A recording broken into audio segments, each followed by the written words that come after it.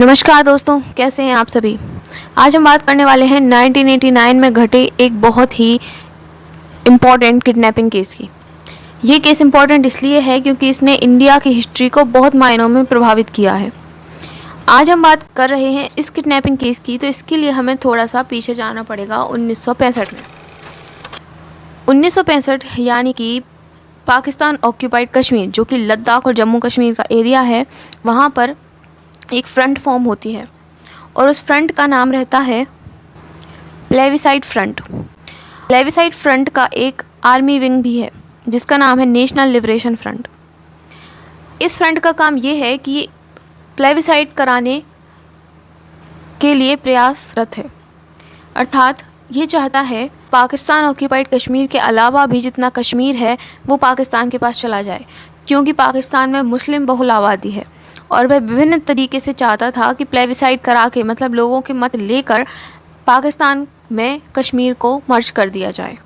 और इस कारणों से कश्मीर को हमेशा कुछ ना कुछ झेलना पड़ा। कभी वहाँ के लोगों को अपने घरों को छोड़कर जाना पड़ा, तो कभी रेप और मर्डर जैसी घटनाएं भी रिपोर्ट नहीं की जाती थी। 1970 में अफ़गानिस्तान में इस्लामिक फंडामेंटलिज्म स्थापित हो रहा था। इसका मतलब ये था कि मॉस्को को रिलीजियस फ़िलॉसफ़ी के नए केंद्र बनाया जा रहा था और इसका असर हमें कश्मीर में भी देखने को मिल रहा था।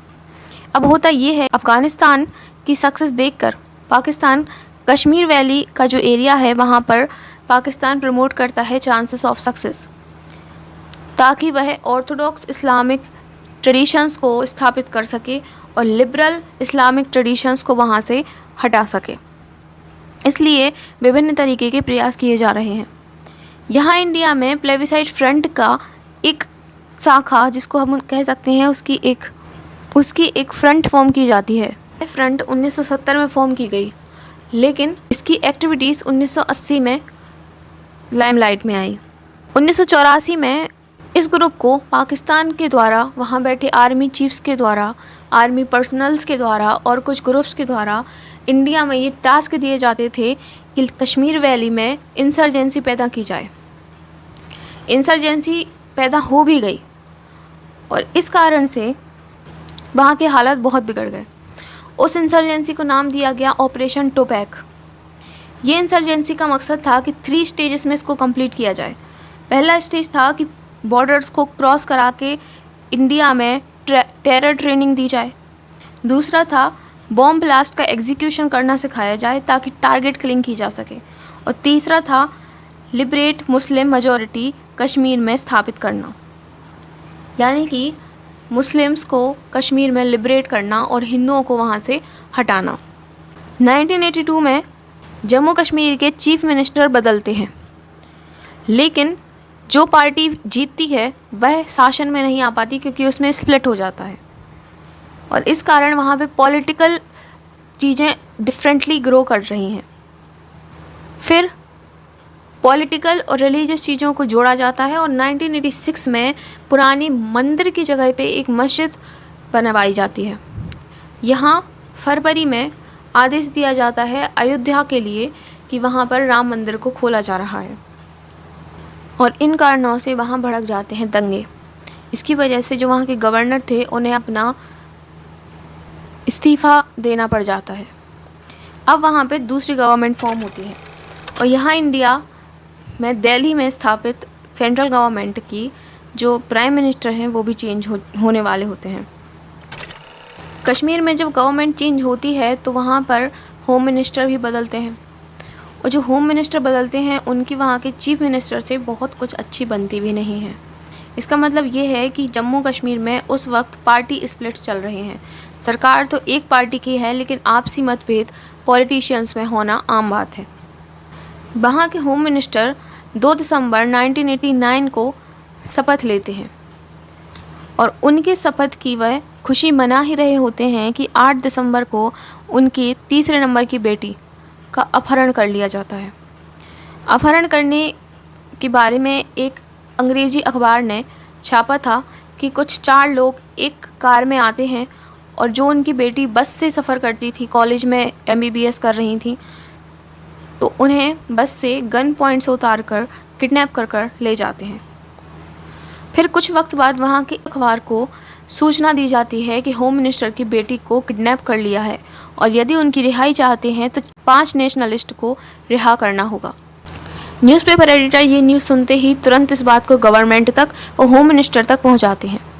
होम मिनिस्टर अपनी सारी लिंक लगा देते हैं, चीफ मिनिस्टर, हाई कोर्ट जजेस, गवर्नर, इंटेलिजेंस एजेंसीज और क्या कुछ नहीं करते। परिस्थिति कुछ ऐसी बन जाती है कि हजारों और लाखों की मात्रा में लोग सड़कों पर आ जाते हैं और कश्मीर में प्रोटेस्ट एक अलग ही रुख ले लेता है।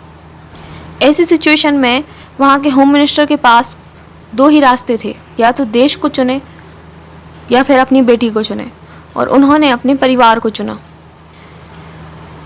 अब मीटिंग्स हो रही हैं, कैबिनेट मिनिस्टर्स एक दूसरे से इस बारे में बात कर रहे हैं, लोकसभा, राज्यसभा, हर कहीं बस एक ही मुद्दा चल रहा है कि क्या होने वाला है कश्मीर में।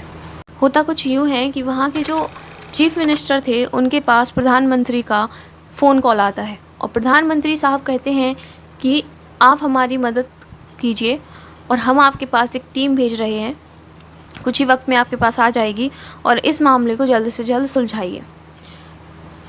कुछ 2 घंटे बाद चीफ मिनिस्टर के दरवाजे पर कुछ कैबिनेट मिनिस्टर्स और होम मिनिस्टर जी के कुछ पर्सनल असिस्टेंट मौजूद हो जाते हैं।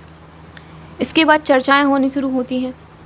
चीफ मिनिस्टर साहब कहते हैं कि हमने कैबिनेट मीटिंग में ये तो डिसाइड नहीं किया था कि उन्हें इस तरीके से छोड़ा जाएगा। इसके जवाब में कैबिनेट मिनिस्टर्स कहते हैं कि अगर आप हमारी मदद नहीं करेंगे तो हम आपको सत्ता से हटा देंगे, हम आपको चीफ मिनिस्टर के पद से हटा देंगे।